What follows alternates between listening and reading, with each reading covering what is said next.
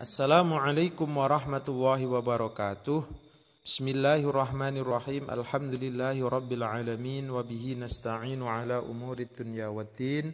Wassalatu wassalamu ala ashrafil anbiya'i wal mursalin Sayyidina wa maulana Muhammadin wa ala alihi wa sahbihi ajma'in. Rabbi syrah li sadri wa yassir li amri wahlul uqdatam min lisani yafqahu qawli. Amin amma ba'd.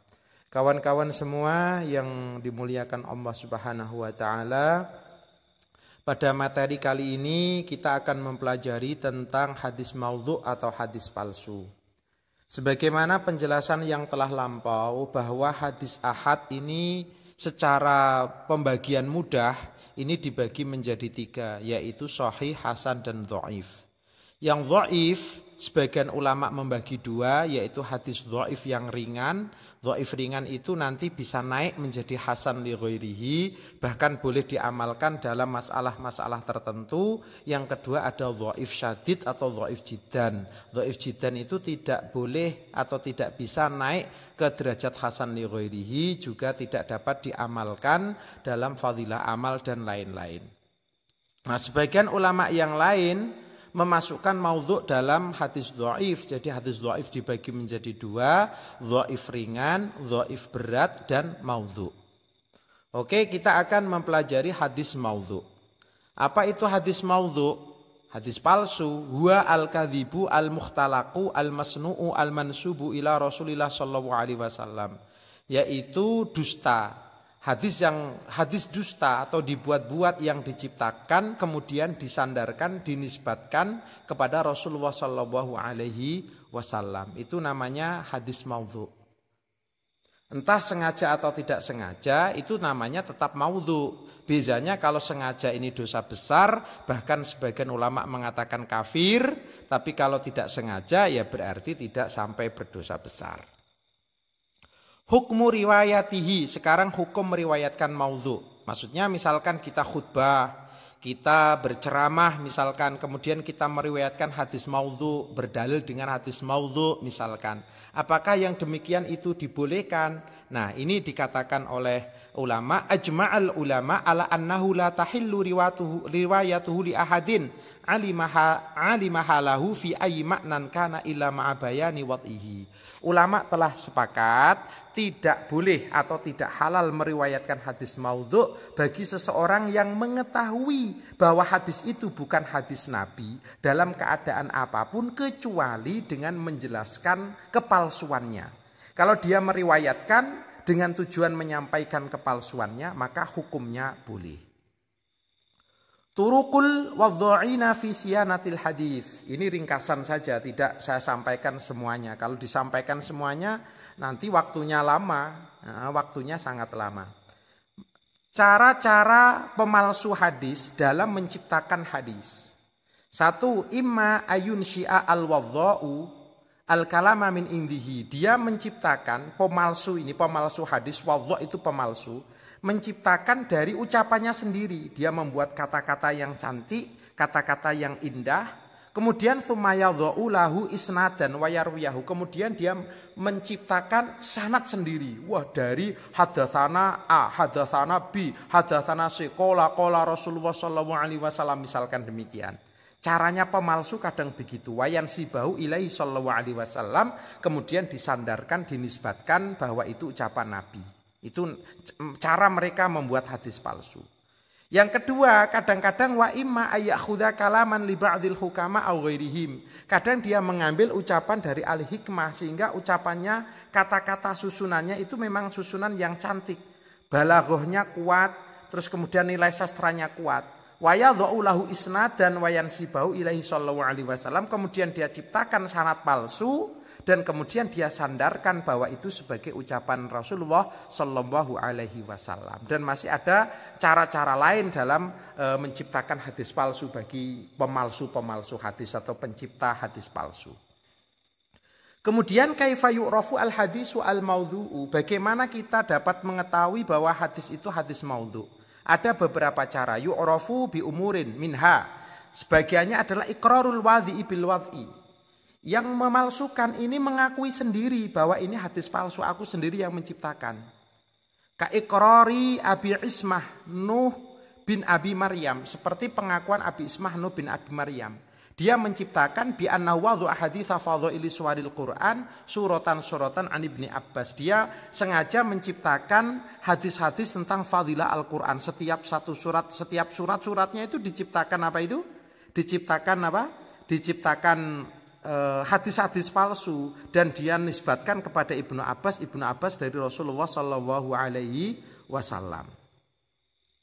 Nuh ini sebenarnya itu orang baik, banyak kebaikannya, banyak juga kebaikannya, tapi pernah melakukan dusta seperti ini. Dia dosa besar karena melakukan kadzib atas nama Rasulullah. Makanya dia disebut Nuh al-Jami. Jadi ilmu oke, semuanya oke, bahkan memalsukan juga oke. Ya, ini ada orang yang seperti itu. Ya kadang begitulah ada orang yang seperti itu. Kemudian yang kedua, au mayatanazzalu manzilata iqrari, atau seperti kedudukan ikrar, seperti mengakui, walaupun bukan mengakui tapi dianggap seperti mengakui. Contohnya misalkan ka'ayu haditha an syaikhin, seseorang mengaku bahwa dia meriwayatkan hadis dari seorang guru. Kemudian fayus ala an maulidihi, kemudian maulidi ditanya, kamu lahir tahun berapa? Terus kemudian fayad kuru tarihan takun wafatu dzalika syekh qabla maulidihi. Ternyata setelah menyebutkan tanggal wafatnya guru dan lahirnya orang yang meriwayatkan ini tidak pas, tidak mungkin kamu meriwayatkan dari orang yang orang tersebut sebelum kamu lahir dia sudah meninggal. Nah ini hukumnya, kedudukannya seperti mengakui. Padahal wala yu'rafu dzalikal hadis illa indahu, padahal hadis itu hanya dia yang punya. Tidak ada orang lain yang punya jalur hadis seperti itu kecuali dia. Maka ini hukumnya seperti mengakui kepalsuan. Au qarinatun firrawi, atau ada qarinah tanda-tanda. Tanda-tanda ini berarti hanya tanda-tanda saja yang dapat memastikan ini palsu hanya ulama yang pakar. Bukan berarti kalau tanda-tanda ini ada pasti palsu, belum tentu. Tetapi menunggu kepastian atau hukum yang telah dilakukan oleh hukum yang muncul dari pakar-pakar hadis yang besar yang memiliki kemampuan yang luas. Mithlu ayyakuna ar-rawi rafidhiyan wal haditsu fi fadhaili ahli hadis. Misalkan perawinya ini seorang Syiah Rafidhi yang suka mencela sahabat-sahabat Nabi, Aisyah dan seterusnya. Sementara hadisnya berkaitan dengan fadilah ahli bait. Ini mencurigakan. Ini hanya qarinah saja, tetapi untuk memastikan palsu atau tidak wajib kita menunggu testimoni atau hukum dari pakar-pakar hadis yang levelnya sudah tinggi. Au qarinatun fil marwi, atau qarinah tanda-tanda dalam hadis yang diriwayatkan. Ini hanya qarinah saja, tanda-tanda yang dapat memastikan palsu hanya pakar. Mislu atau misla kaunil hadisi raqiqal lafzi. Hadisnya ini lafadznya jelek, tidak mungkin Nabi kok menggunakan kata-kata atau kalimat seperti itu. Au raqiqal makna, atau secara makna ini jelek, rusak. Wa illam yakun al-lafdzu raqiqan, meskipun dari sisi lafadz bagus tapi maknanya jelek.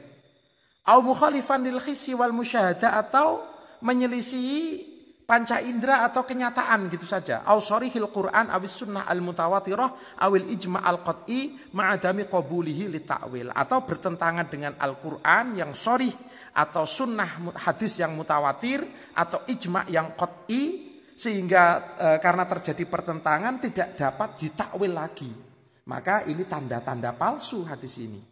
Au yatadhammana wa'idan syadidan ala amrin yasirin, atau hadis tersebut mengandung ancaman besar padahal hanya masalah kecil. Au wa'dan 'aziman, atau janji yang besar ala fi'lin yasirin, padahal hanya pekerjaan yang kecil tapi mendapat janji-janji besar. Itu tanda-tanda hadis palsu. Tapi bukan berarti mesti palsu. Kita mesti menunggu testimoni atau penilaian dari ulama-ulama yang pakar. Karena tidak setiap ulama hadis mampu melakukan penilaian ini palsu. Dawa'il wad'i, dorongan-dorongan orang melakukan hadis, menciptakan hadis palsu. At-taqarrubu ila Allah Ta'ala biwad'i ahaditha turaghibun nasa fil khairat.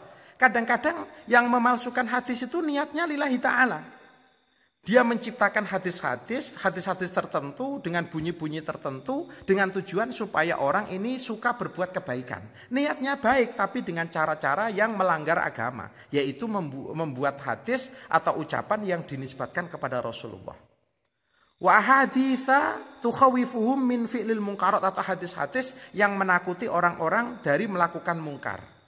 Wa haulail wadhaun qaumun yang tasibuna lazuhdi wassalah. Biasanya orang yang membuat hadis palsu seperti itu, wadha seperti itu orang-orang yang zuhud, orang-orang yang soleh. Kadang-kadang malah jatuh seperti itu. Ya, maksum itu hanya bagi Nabi saja. Wahum syarrul wadhain, mereka adalah pemalsu yang paling buruk. Kenapa? Li'annan nasa qabilat maudhi'atihim thiqatan bihim. Karena orang-orang pasti akan menerima hadis palsu yang mereka bawa atau mereka ciptakan.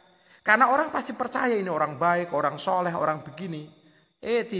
Ternyata hadis yang dibawakan hadis palsu yang diciptakan oleh orang tersebut. 2, al-intisarul madhab, untuk menolong madhabnya.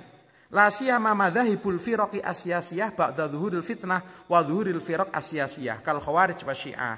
Kadang-kadang dia ciptakan hadis palsu untuk menolong atau mempertahankan pendapatnya. Kelompok-kelompok siasah, misalkan seperti Khawarij, Syiah dan lain-lain.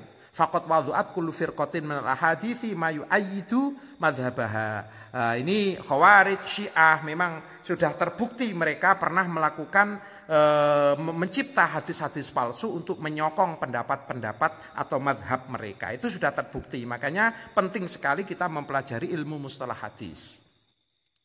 At-ta'nu fil Islam, kadang-kadang tujuannya memang ingin menghancurkan Islam. Biasanya yang membuat ini orang kafir. Memang orang kafir sudah pernah belajar bahasa Arab, sastra Arab, kemudian dia ciptakan hadis palsu, dia buat sanad yang sembarangan, asal tempel begitu saja, tapi tujuannya demi menghancurkan Islam. Kemudian yang keempat, al-intisarul futiyah indal khata' fiha. Misalkan ada mufti berfatwa, kemudian fatwanya salah. Karena malu masa mufti kok salah. Nah, akhirnya dia ciptakan hadis palsu untuk mendukung fatwanya. Fayadhu al mufti haditsan yastadillu bi ala fatwahu, dan yang demikian itu tetap dosa besar. Asyarul musannafati fihi, karangan-karangan yang khusus memuat hadis palsu yang populer. Ada banyak sebenarnya, tapi di sini saya sebutkan ada berapa? Ada 3. 1, Kitabul Mawdhu'at, karangan Imam Ibnul Jauzi. Nah, Imam Ibnul Jauzi ini agak termasuk tasahul dalam memasukkan hadis di dalam kitab Al-Mawdhu'at.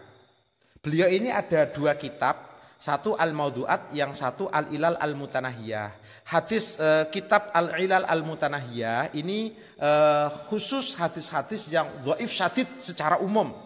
Dhaif syadid atau dhaif berat dimasukkan ke dalam kitab hadis Al-Ilal Al-Mutanahiyah. Tapi untuk hadis-hadis palsu dia masukkan ke dalam kitab Al-Mawdhu'at. Sayangnya beliau agak terlalu tasahul. Banyak hadis-hadis sahih, hadis-hadis yang sebenarnya tidak maudhu', tapi beliau masukkan ke dalam kitab Al-Mawdhu'at. Kitab yang khusus mendaftar atau mencatat hadis-hadis palsu.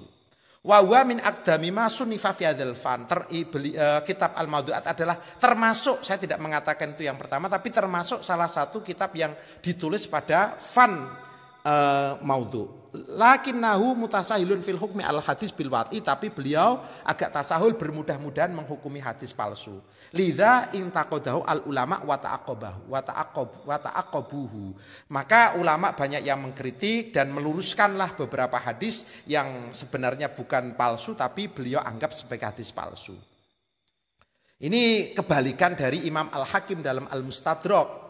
Imam Al-Hakim ini terlalu mudah menilai hadis sebagai hadis yang sahih, padahal hadis tersebut kadang-kadang tidak sahih, kadang bahkan palsu, tapi beliau menyebut sahih. Jadi berkebalikan antara Imam Ibnul Jauzi dengan Imam Al-Hakim. Ya begitulah ulama juga manusia, ada sisi-sisi yang seperti itu. Tapi kita tidak boleh mencela, karena bagaimanapun beliau ulama besar, ulama yang berjasa di dalam Islam. Tidak boleh kita merendahkan ulama.